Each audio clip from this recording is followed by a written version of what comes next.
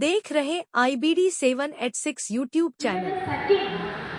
इस तरह की एक्टिविटीज में वेस्ट मत करिए, क्योंकि अगर आप उसको बचा सकते हैं तो वो अभी बचा सकते हैं, शुरू के 3 मिनट में बचा सकते हैं।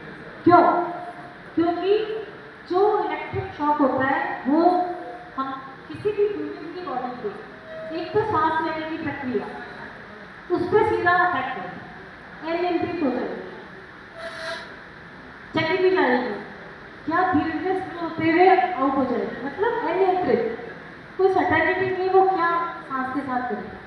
दूसरा है हार्ट को, जो हार्ट के धड़कने की जो प्रक्रिया है उसको अनियंत्रित कर देता है, यानी हार्ट अटैक आ सकता है। ये सब किस पे डिपेंड करता है? एक्सीडेंट की सीवियरिटी कितनी है, कितना लंबा शॉक है। ठीक है, तो हमें ये 3 बातें पता होनी चाहिए कि करंट कहाँ इफेक्ट कर रहा है और शुरू के 3 मिनट हमको इम्पॉर्टेंट है। वो क्यों? सांस अगर एक बार चली गई वापस आ सकती है।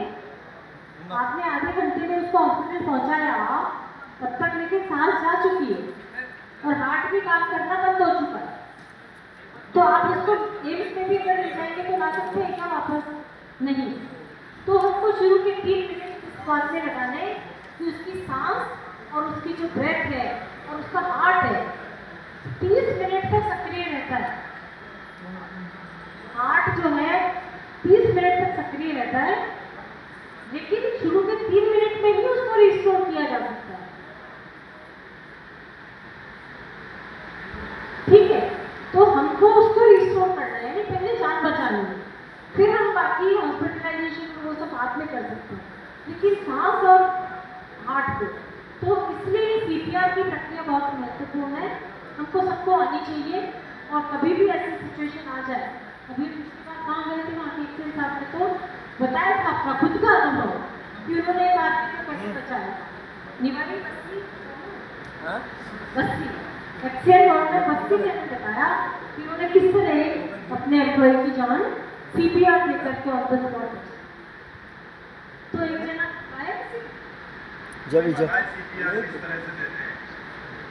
आओ डेमो देंगे, आप लोग को डेमो देंगे, बताइए। एक जना आ जाओ बताना।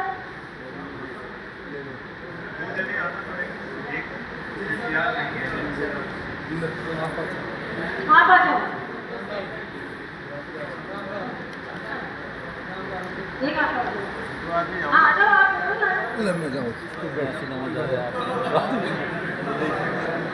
ठीक है। देखिए बहुत इंपॉर्टेंट प्रक्रिया है, अच्छे समझ लीजिए।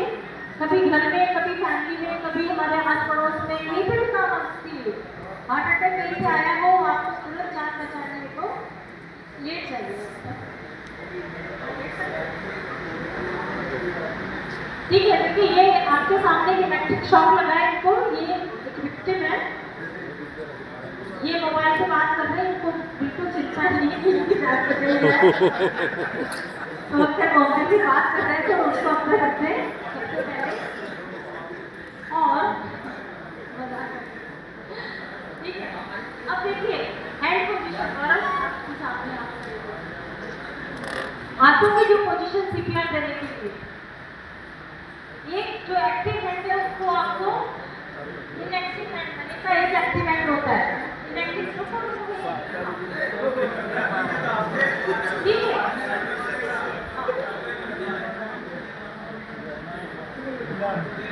ठीक है, हाथों को ग्रिप करना है। उसके बाद चेस्ट के सेंटर में पुशअप देने। पुशअप किस फ्रीक्वेंसी से देने? 1 मिनट में 120 बार, यानी ऑलमोस्ट पंपिंग। क्योंकि हमारा नॉर्मली हार्ट 1 मिनट में कितनी बार धड़कता है? 60 से 70 बार। तो करीब करीब उसकी डबल फ्रीक्वेंसी से हम कहेंगे आर्टिफिशियली एक्टिव कर रहे हैं उसको, तो जो नॉर्मल धड़कने की उसकी रेट है उससे डबल फ्रीक्वेंसी से हम हार्ट को पंपिंग देंगे। ठीक है, और जो प्रेशर डालना है वो कितना डालना है कि कम से कम सीना 2 इंच अंदर जाए। ठीक है, अभी आप दो hello centre of the chest. ठीक है, अभी ज़्यादा प्रेशर नहीं दे सकते क्योंकि वो होश में है,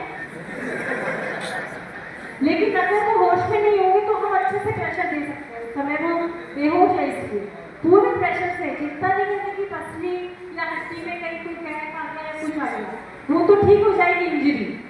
हमको ब्रेथ को वापस लाना है, हमको ब्रेथ को वापस लाना है और जल्दी जल्दी हमको पंप करना है।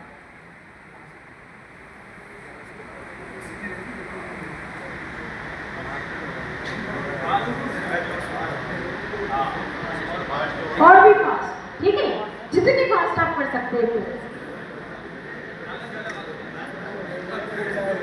ठीक है, अच्छा मान लो आपने 20 पंपिंग दी, उसके बाद क्योंकि वो सांस भी इनटेक नहीं कर पा रहे हैं, माउथ से माउथ ब्रीदिंग, आर्टिफिशियल ब्रीदिंग जिसको हम बोलते हैं, कृत्रिम श्वास भी लेनी है उसको 3 या 4 बार।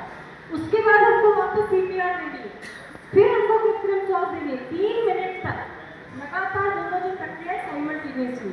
और पास में अगर कोई और खड़ा है और वो थक गए हैं तो तुरंत वो स्विच ओवर कर जाएंगे कि वो थक गए तो अब मैं देखो। ऐसे करके अगर 3-3.5 मिनट तक उसको हम लगातार, और कहीं भी शरीर में कोई जीवन और सांस अगर बाकी होगी तुलसी की, तो वो इतनी इफेक्टिव है ये प्रक्रिया कि तुरंत वो बंदा आंखें खोलते हैं 3 मिनट के अंदर कि मैं, ठीक है, इतनी इफेक्टिव है ये प्रक्रिया। तो ये हम सबको आनी चाहिए। 7 तारीख को जब भी आप लोग सेफ्टी का एक छोटा सा सेशन करते हैं, सबको आई ना समझ में? आगे पुशअप और कृत्रिम श्वास, ये प्रक्रिया, ठीक है, ओके। ये संजीवनी है। पानी पिए।